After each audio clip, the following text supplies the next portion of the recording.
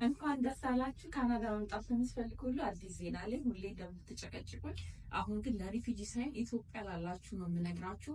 እሱ ምንድነው አዲስ አፕሊኬሽን መጥቷል። ብዙ ኢትዮጵያውያንም በዚህ ተጠቅመው በአጭር ጊዜ ውስጥ እየመጡ ይገኛሉ። ምንም የምታወጡት ወጪ የለም። እድሉ የመጣ በነፃ ነው።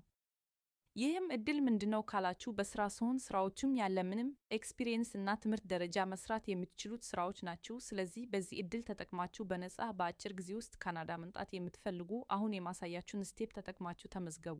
መጀመሪያ ስልካችሁ ላይ ያለውን ጎግል ወይም ክሮም በመክፈት እዚህ ላይ እንደተጻፈው ዞሮሚያ ብላችሁ በመጻፍ ሰርች አርጉ። ከዛ ቀስቱ የሚያሳያችሁ ቦታ ላይ ክሊክ አርጉ። ክሊክ ስታደርጉት ወደዚህ ይወስዳችኋል። ከላይ ያለችውን የሰርች አይኮን ላይ ክሊክ በማድረግ ኤክስፔዲያ ብላችሁ እንደጻፍኩት በመጻፍ ሰርች አርጉ። ከዛ ቀስቱ የሚያሳያችሁ ኢሜጅ ላይ ክሊክ አርጋችሁ ወደ ታች ስክሮል በማድረግ ቀስቱ የሚያሳያችሁ ጽሑፍ ላይ ክሊክ አርጉ።